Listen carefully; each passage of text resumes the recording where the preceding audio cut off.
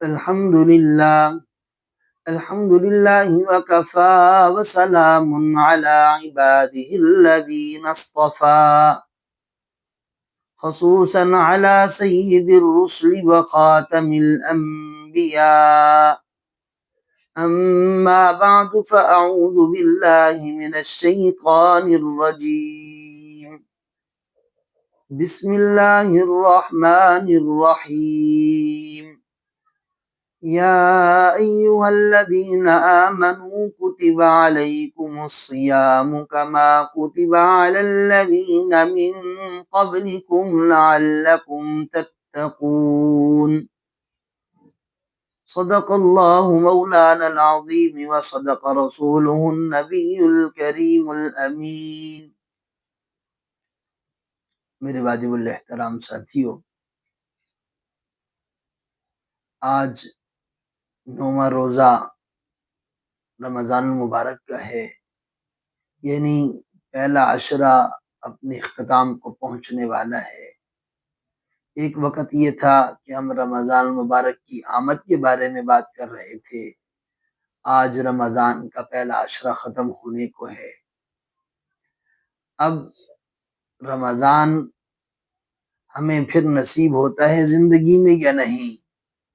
ہم نے اس رمضان میں کس قدر نیک اعمال کیے اور کس قدر برائیاں کی، یہ اس کے برکات اور انوارات کو ترک کر دیا اپنے اعمال کے ذریعے سے، یہ ہم بخوب واقف ہیں اس سے۔ تو میرے محترم دوستو، رمضان المبارک کا 9واں روزہ،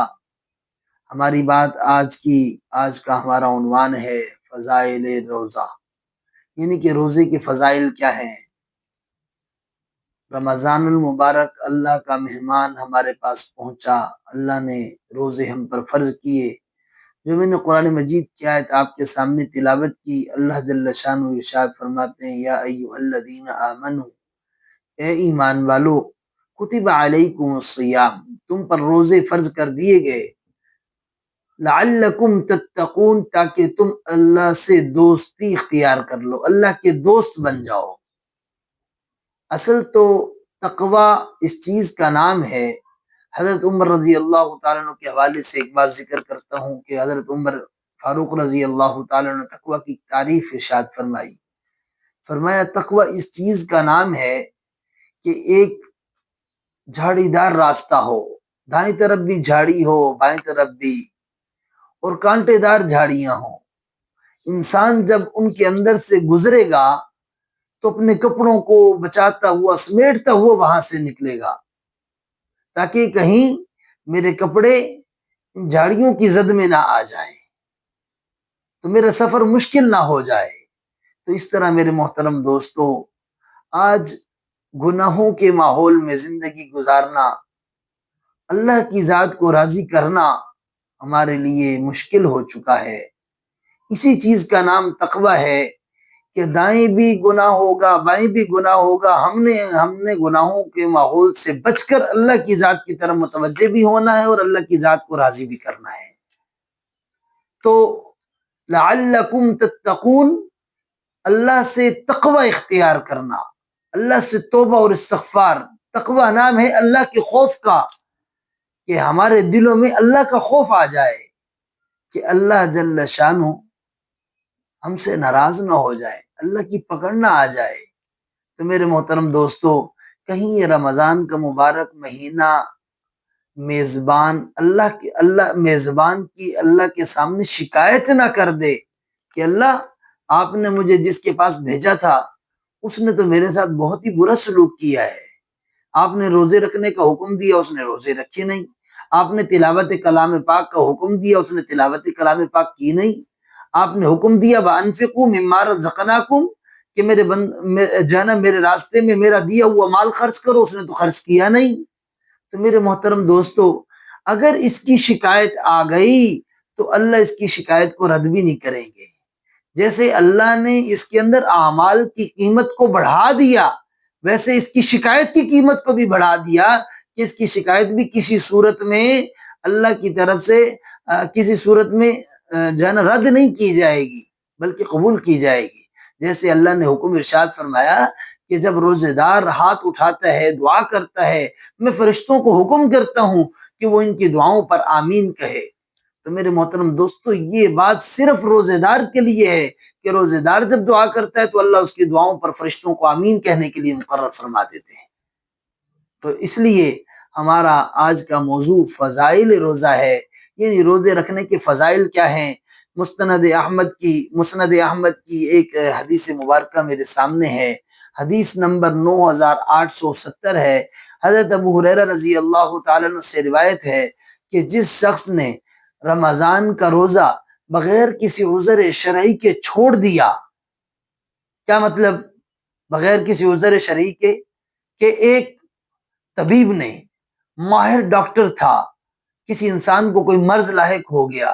وہ اس کے پاس گیا تو اس نے اس کو کہا بھائی اگر تم روزہ رکھو گے تو تمہاری یہ بیماری بڑھ جائے گی، روزہ رکھو گے تو تمہاری جان کو خطرہ ہے۔ تو اس کو شرعی عذر آ گیا، وہ روزہ چھوڑ سکتا ہے، ہاں اس روزے کی قضا بعد میں لازم کرے گا، اس پر لازم ہے کہ وہ اس روزے کی قضا کرے۔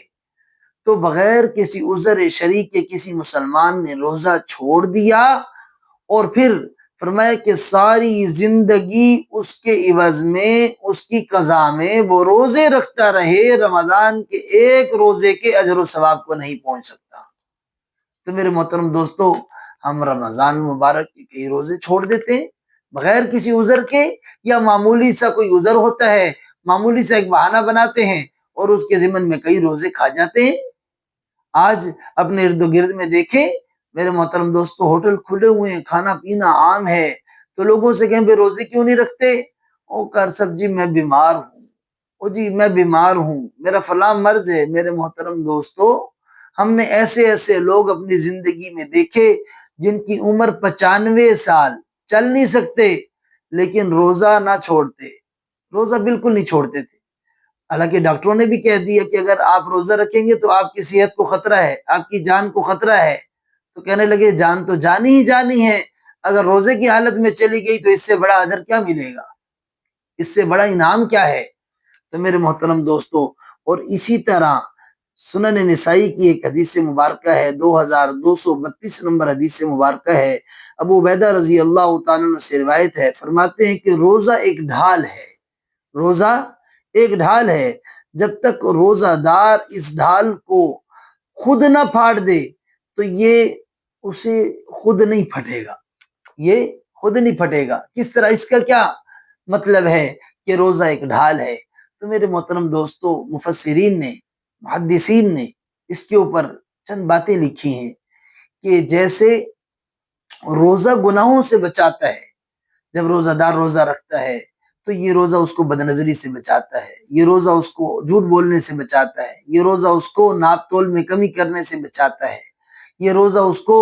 اور برے اعمال میں گالی گلوچ سے بچاتا ہے، مختلف قسم کے برے اعمال ہیں ان سے یہ روزہ اس کو بچاتا ہے۔ ہاں جی، اور جب تک یہ خود اس کو نہ پھاڑ دے،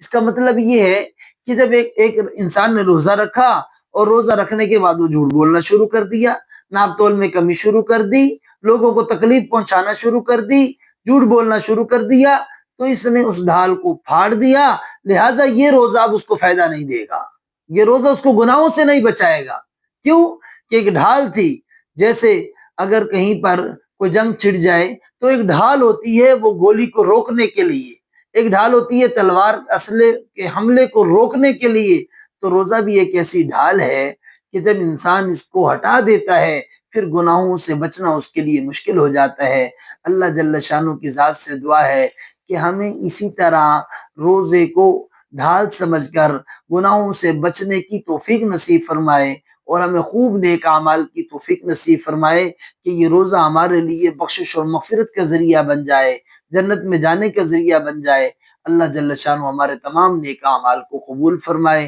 اور جتنے ایام باقی ہیں اللہ ان کو قیمتی بنانے کی توفیق نصیب فرمائے، اور جتنے ایام گزر چکے اگر ہم سے کوئی غلطی کوتاہی ہو گئی اللہ ہم سب کو معاف فرمائے، اور اس رمضان کو ہمارے لیے بخشش، مغفرت اور رحمت کا ذریعہ فرمائے۔ وآخر دعوانا الحمدللہ رب العالمین۔